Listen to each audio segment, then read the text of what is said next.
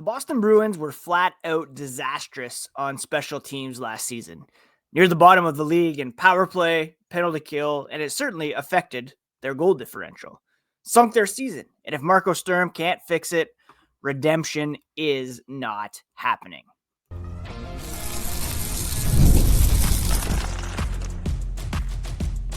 You're Locked On Bruins, your daily podcast on the Boston Bruins. Part of the Locked On Podcast Network, your team every day. What is up, Bruins fans, and welcome back to the Locked On Boston Bruins podcast. I'm your host, Ian McLaren, and this is a daily show covering all things Spoke B with passion, perspective, and nearly 20 years of hockey coverage experience.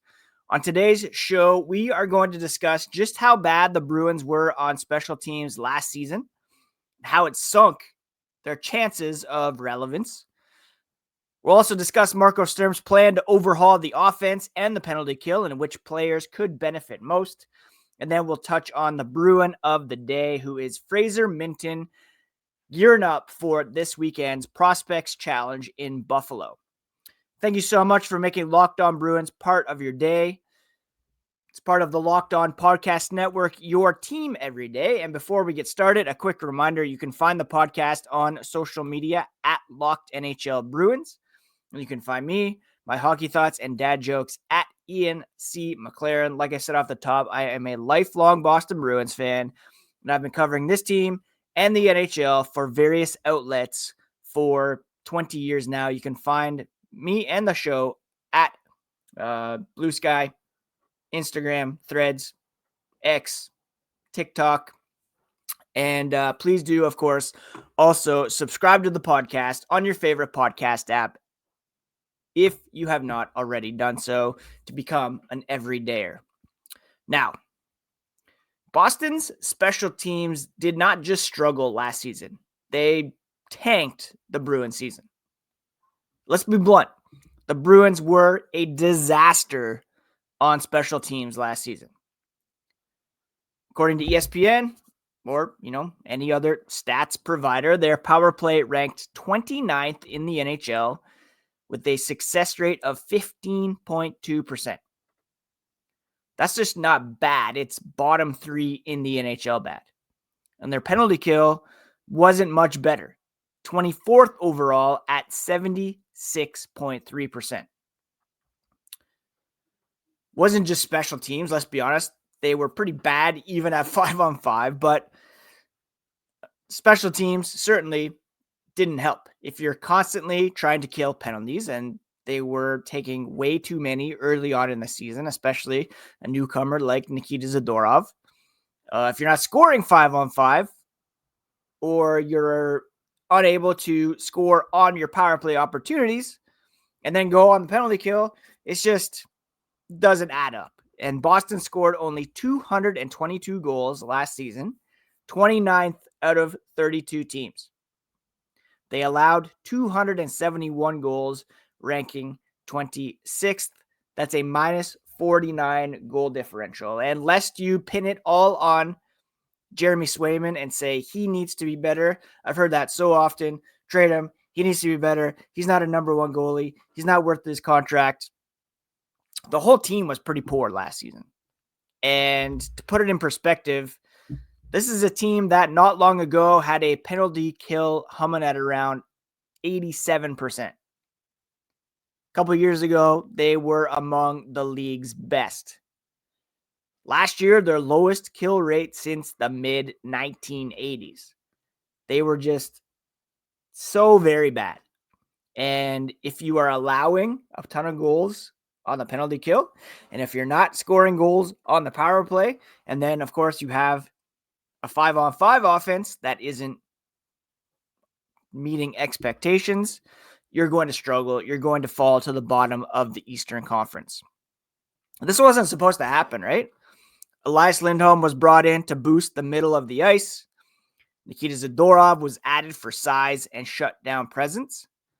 And the expectation was those two in particular would stabilize the special teams.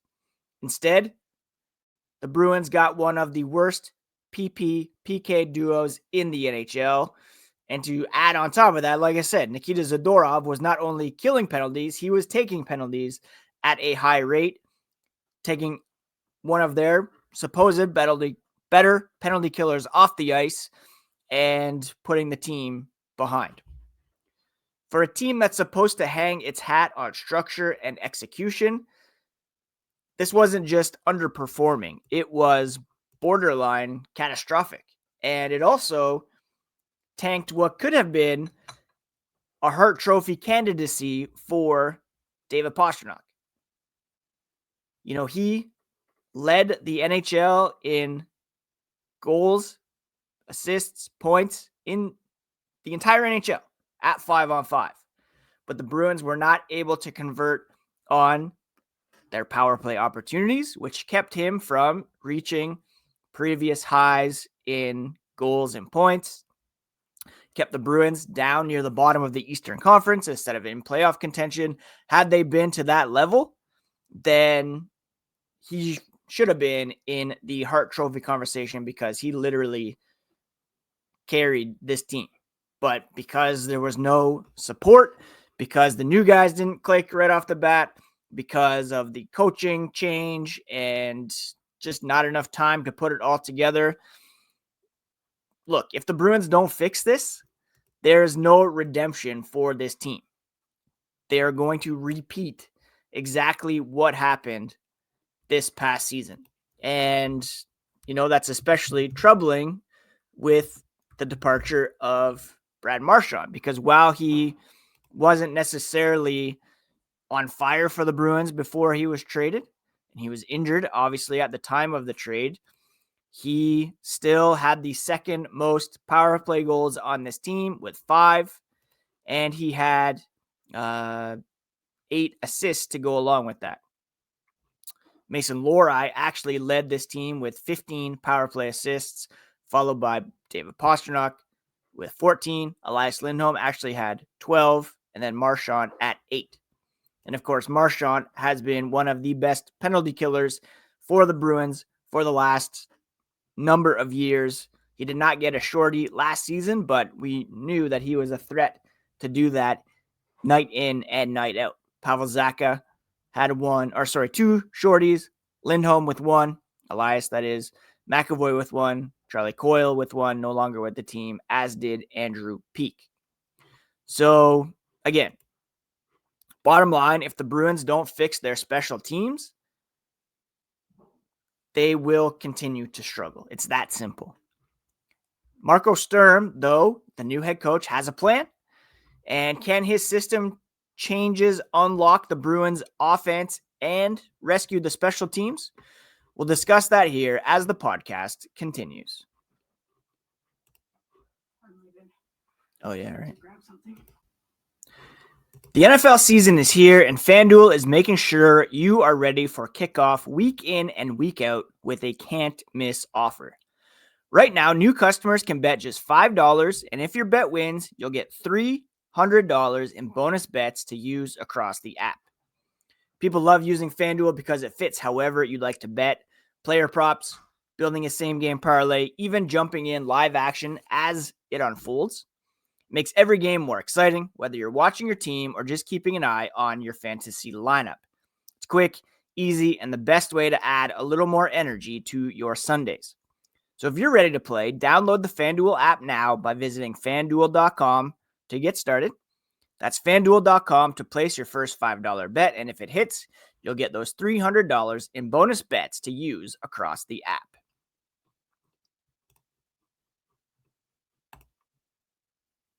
Hey, thanks again for making Locked On Bruins part of your daily routine. Available on your favorite podcast app and on YouTube. Make sure you're subscribed so that you never miss a thing. And look, I know there are a ton of good Bruins podcasts out there and quite a bit to choose from, right?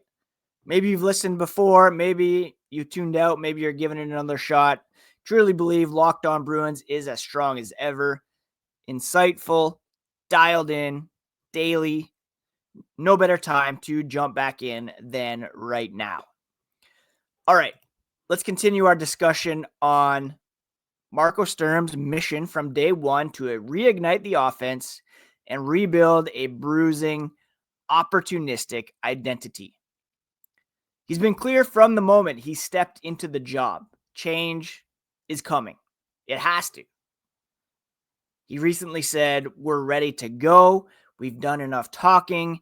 Now it's time to work." He added, "We have to put that structure in place, but also have a better mindset. Play fast is what he wants to do, and it's not going to happen overnight, but you'll see it pretty soon." Don Sweeney echoed that, saying the Bruins hired Sturm not just to lean on defensive structure, but to evolve the offense, to be a communicator, a developer, someone who could put accountability back in the lineup. He added, what is this going to look like on the ice? It obviously means a power play that's going to run through David Pastrnak, but doesn't just collapse into one-timers. It means Elias Lindholm getting touches in the bumper, similar to what we had with Patrice Bergeron in that role for years. Pavel Zacha, Morgan Geekie moving the puck down low. Mason Lohrei, Charlie McAvoy feeding pucks from the blue line. Don't forget, last year it was McAvoy who started as PPQB1. It's not necessarily a role that he's thrived in his career, and that's kept him kind of out of the best defenseman in the NHL conversation because he's not been able to hit that next level offensively. Hampus Lindholm was going to take over under Jim Montgomery before A, Lindholm was injured, and B, Montgomery was fired. And so the duties fell to Mason Lohrei, who, did all right in that role. Again, he played well over his head last season, was put in situations where he didn't necessarily belong, that being one of them at this stage in his career, but he did okay. On the other hand, it means a penalty kill with Zadorov using his reach. Grinders like Sean Corrali willing to block shots, and a guy like Elias Lindholm playing in all situations. Now, it's obviously not fair nor right to compare Elias Lindholm to our boy Bergeron, all right? It's like having a gold standard, locally made craft beer kind of going up against a Coors Light. But at the same time, he does bring this to his game. He has experience killing penalties. He has experience putting the puck on the net, on the man advantage. And if the Bruins, again, are going to have any chance of success, he's going to need to stick in the top six and also kill some penalties. Right now, if you go to Daily Faceoff, they are projecting that Lindholm will be on the first power play unit on the right side with Casey Middlestat down the middle, Morgan Geekie on the left, Pastrnak from the point with Charlie McAvoy. The second unit right now includes Victor Arvidsson, Pavel Zacha, Mate Blumel with Hampus Lindholm and Henry Jokiharju. Now, you would expect that Lohrei would get some looks. Maybe they'll go lefty-lefty there or tinker with it, but not having Mason Lohrei out on the power play would be a bit of a mistake. In terms of penalty killing, it's Lindholm, Zacha, and Lindholm McAvoy on the first unit, and then Fraser Minten, provided he makes the team, with John Beecher, Nikita Zadorov, and Andrew Peeke on the second unit. The Bruins have the horses to get this done, but they need a bit of a philosophical overhaul. Sturm isn't just tinkering here because absolutely nothing worked last season. He's trying to redefine Boston's identity because if the power play and the PK fail, the system fails, the season fails, and the Bruins are once again in the lottery. Now, a big part of improving the penalty kill is also improving team discipline. Last season, the Bruins had 2 skaters with over 100 penalty minutes for the first time in over a decade. Nikita Zadorov led the NHL with 145. Mark Kastelic had 106, despite missing some time with injury. So what did they do? Well, they went out and added Tanner Jeannot, who had 89 penalty minutes last season, finishing 15th. Now, Zadorov, to his credit, did clean up his game towards the end of the season. He cut his average from before the Four Nations face-off, over 2 minutes a game in penalties, down to 117 after it. But the Bruins' PK was overworked and inconsistent all season long. It improved a little bit when Joe Sacco took over, but Chris Kelly took over the penalty kill, moving over from the power play after the coaching change, and it didn't really work all that much. Now, when the Bruins hired Sturm, they retained Kelly, and defense coach Jay Leach brought in Steve Spott, who will oversee the power play, likely leaving penalty kill duties to Kelly. It's an area he played as a player with the Boston Bruins, and he spent the last 4 seasons working with a substantial penalty kill leader in Joe Sacco. So hopefully it will improve. Sean Kuraly will obviously be a fixture on the penalty kill as well, playing that role in Boston previously, as well as with the Columbus Blue Jackets. In the meantime, Jordan Harris perhaps can step in there as well. So by all accounts, it should be an improved unit. The Bruins have a big competition in the bottom 6, and a lot of those guys will assert themselves in the lineup because of their power kill, penalty kill prowess. They have a lot of work to do, and if guys want to make their mark in training camp, then that's a big way to do it. In those preseason games, just trying to kill as many penalties as possible. Now, for the power play to change, obviously Charlie McAvoy needs to get some offense going if he's going to be deployed there. Again, Steve Spott has a great track record overseeing the power play, working with Pete DeBoer in San Jose, Vegas, Dallas, and he's anticipating bringing fresh ideas and new messaging to the power play this season. And the goal for the power play, he said, is to finish in the top 10. Victor Arvidsson comes with a shot-first mentality. He had 10 goals on the man advantage 2 seasons ago, 4 on the power play the year before, and obviously a bit banged up last season. But Sturm handing things off to Spott, who will be able to pinpoint some areas where they can exploit. Now, Matej Blumel fits in there as well. Spott, familiar with Blumel because he used to be in the Dallas organization. Blumel played 13 games for the Stars and scored 11 power play goals in each of the last 2 seasons for the Texas Stars. So again, he could very much get a look on the second unit. If it were up to me, I would put Lohrei on the top unit with Pastrnak, Geekie, Elias Lindholm, and then either Zacha or Mittelstadt. And then on the second unit, maybe the other of Mittelstadt or Zacha alongside Arvidsson, Blumel, and then McAvoy and Lindholm to kind of spread things out a little bit there as well. The Bruins power play, again, just absolutely abysmal. 29th ranked with a 15.2% success rate.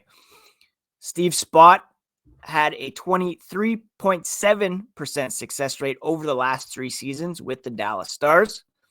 And again, the Blumel signing, his AHL power play success and experience, Spott's reported influence on the signing. That's kind of why I thought the Bruins might go after Jeff Skinner, because he's valuable in that role and he played for Spott in junior. But if he can't cut it, maybe guys like Marat Husnudinov, Fraser Minten, Matt Poitras can compete for that power play role as well. It can be fixed. And again, it's going to have to be worked on in training camp and in the preseason. But if the Bruins can improve both their penalty kill and the power play, like that would go a huge way in terms of helping the Bruins pick up some needed points and get back into playoff contention. You score some more power play goals, you kill some penalties, and all of a sudden you're coming out on the right side of games that you weren't last season. So this is a huge area to watch this year. The Bruins have always been strong in both of these areas. And if they can return to that this upcoming season, they'll be back in playoff relevance instead of the draft lottery. So that's a huge area to watch. And one of the key storylines we'll be looking into here on the Locked On Boston Bruins podcast this season. Another thing we're doing is awarding the Bruin of the Day. And today we will be focusing on Fraser Minten. And we'll do that as the podcast continues. This upcoming weekend, the Bruins will be participating in a Prospects Challenge in Buffalo. And the roster for that event was named yesterday. And one of the names that jumped out to me was Fraser Minten. There are not a lot of high-profile guys on the list. Some guys back in college or, just not participating. But we do have Brett Harrison, Stanislav Mellis, Fraser Minten up front. And Minten, for me, is the guy to watch this weekend, and that's why he is my Bruin of the Day. He's the most prominent prospect at the upcoming challenge in Buffalo. A high-energy playmaker who makes things happen every time he steps on the ice. He's a responsible two-way center. Again, he can kill penalties, but he can also chip in offensively, and he could be a key X factor for the Boston Bruins this season. Plays a complete 200-foot game. That should ring some bells for Bruins fans. That's what they're looking for. Coaches have trusted him with penalty kill minutes, which is rare for a young player, and that speaks volumes about his hockey sense and commitment. Why does this matter? Well, everydayers will know we have a kids versus veterans battle for depth on the Bruins roster this season. If Minten pushes in camp, he certainly has the skill, the motor, the mentality to do so. That could force some hard roster decisions, and he has a chance to make a good first impression here coming up at the Prospects Challenge. He came in mid-season in the Brandon Carlo trade, went to the AHL, came up for a bit. This is kind of a fresh start for him.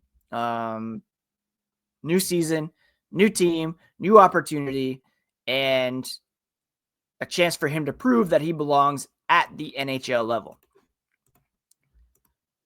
Here's the kicker, though. Special teams were Boston's downfall, and Minten has the potential to help on both sides. He's responsible enough defensively to kill penalties, but he's also skilled enough to chip in offensively. He isn't just a name on a prospect list. He could be a difference maker in Boston's redemption arc sooner than later. Y'all know I love to look at Dauber prospects for my information on these guys. He's described as a north-south center with above-average intelligence and defensive abilities. Needs to round out his puck skills and add some finesse, but could become a middle six forward at the NHL level. They added in August. Minten's brief post-trade tenure with the Bruins didn't give us much insight into his future role with the team. Solid two-way game, leadership capabilities, admirable qualities in a future pro. Trade to Boston during their retooling opens up a deployment opportunity for Minten. Only saw 6 games before the end of the season, 15 minutes a night, which is an increase from his time with the Leafs, but mostly third, fourth line usage, used on the penalty kill more than on the power play. Minten saw nearly no special teams time in Toronto, so being sent out on the penalty kill shows Boston is willing to give him a role. A couple hits per game, decent in the faceoff dot. We'll have to wait until training camp to get a decent idea of what his role might be, but strong showing at the Prospects Challenge. presume he could be used in a bottom six penalty killing type role, and also perhaps get some power play deployment, which would be huge for me. I have him on my keeper fantasy team. It'd be nice to slot in that cheap contract here in an effective role. All right, that'll do it for today's episode of Locked On Boston Bruins. Today, the Bruins are having their annual golf tournament. So tomorrow we'll touch on anything we learned or that was said at that tournament. Thank you so much for making Locked On Bruins your first listen every day. Please don't forget to follow along on social media. Locked NHL Bruins on Blue Sky, X, Instagram, Threads, TikTok. Subscribe on YouTube. Subscribe on your favorite podcast app. And never miss an episode. Again, my name is Ian McLaren. This has been Locked On Boston Bruins, your team every day. Please do check out the Locked On NHL podcast next. League-wide stories from our local experts. It's all part of the Locked On Podcast Network, your team every day. Please do take care of yourselves, friends. Take care of each other. And we'll talk to you here again on the next episode of Locked On Boston Bruins.